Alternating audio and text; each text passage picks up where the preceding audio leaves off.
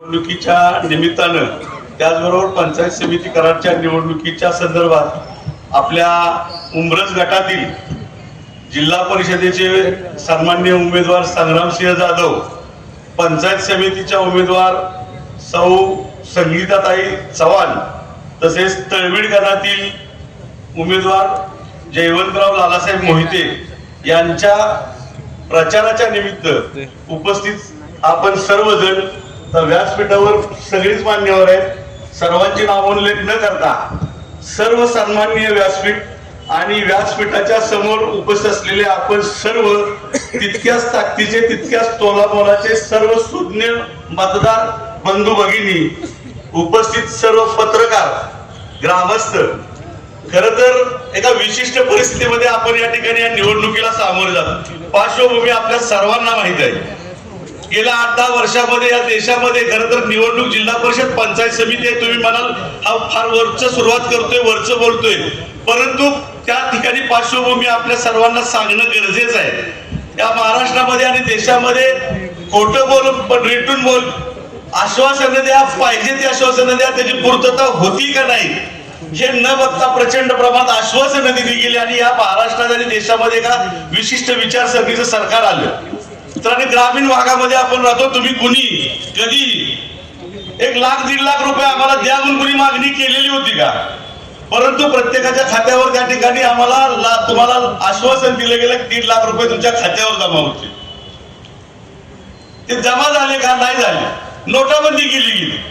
कशासाठी नोटाबंदी केली गेली? कोणाला त्याच्यातून फायदा झाला? कोणाला असतागत त्या ठिकाणी त्या नोटाबंदीतून काय फायदा झाला निष्पन्न झालेला नाही. पुरोगामी असलेल्या महाराष्ट्रामध्ये स्वर्गीय यशवंतराव चव्हाण साहेबांच्या विचारांना महाराष्ट्रात आदरणीय शरदचंद्र पवार साहेबांचं नेतृत्व आपण सर्वांनी मान्य केलं. ग्रामीण भारताच्या, ग्रामीण महाराष्ट्राच्या विकासासाठी यांचं योगदान आहे. राष्ट्रवादी काँग्रेस पक्षाची स्थापना झाल्यानंतर आपल्या सर्वांना माहिती, ज्या ठिकाणी लाडक्या बहिणींना आपण समोरचे सांगतात की आम्ही लाडक्या बहिणींना 1,500 रुपये द्यायची व्यवस्था केली, खऱ्या अर्थानं लाडक्या बहिणींना मान सन्मान देण्यासाठी राष्ट्रवादी काँग्रेस पक्षानं सगळ्यात अगोदर निर्णय घेतला आणि राजकारणामध्ये आरक्षण देणारा राष्ट्रवादी काँग्रेस पक्ष आहे. आपल्या तुम्हाला सर्वांना विसरून चालणार नाही. ग्रामीण भारतामध्ये, महाराष्ट्रामध्ये शेतकऱ्यांचं जीवनमान उंचावण्यासाठी खऱ्या अर्थानं आपण बघतो ग्रामीण कर्ज एक योजना शासनाने आणली मध्यंतरी.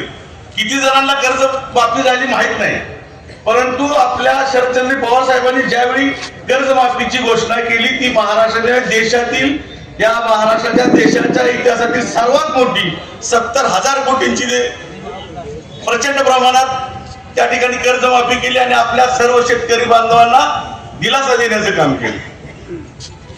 काय विचारसरणी आहे आणि आताची या सरकारची विचारसरणी काय आहे? खोडा आणि जोडा, तुम्हाला बटेगे कटेगे, आपला महाराष्ट्र असा आहे का?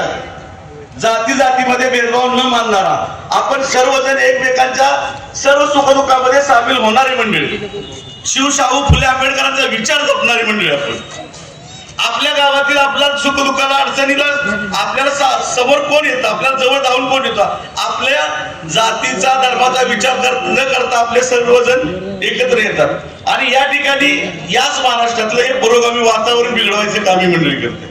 आणि त्या विचारांना कुठंतरी, ह्या विचारांना प्रचंड प्रमाणात विरोध करायचा असेल तर छत्रपती शिवाजी महाराजांच्या पासून ही स्वाभिमानी भूमी आहे. स्वातंत्र्य संग्रामामध्ये या ठिकाणी प्रतिसरकार स्थापन करणारी भूमी आहे आणि महाराष्ट्रामध्ये स्वातंत्र्य लढ्याचा एल्गार करणारी ही भूमी आहे. आणि म्हणूनच तुम्हाला सांगतो आपल्याला पार्श्वभूमी आहे.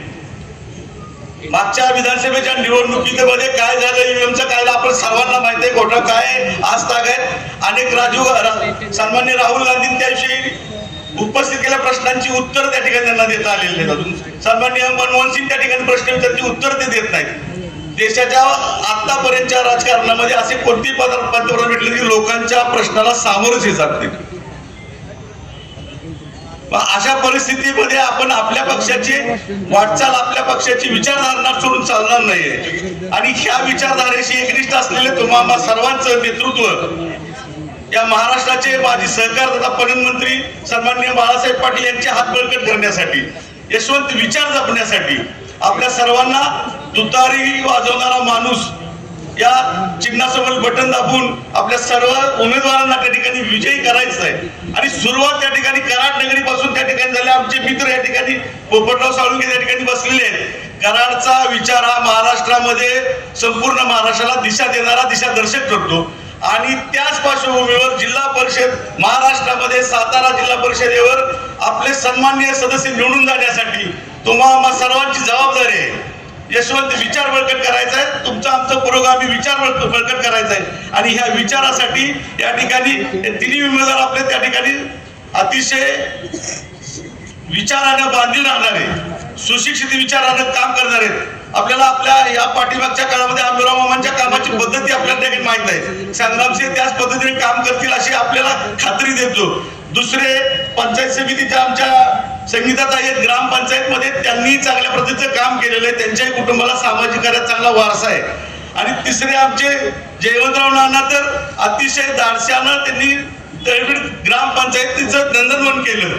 लोकनियुक्त सरपंच म्हणून त्या ठिकाणी त्यांनी काम केलेलं आहे. महाराष्ट्रामधून कुठल्या खात्यातून कसा निधी आणायचा हे खरं तर नानांच्याकडे बघितल्यानंतर शिकता येतं. या वयात नानांचा उत्साह बघण्यासारखा आहे.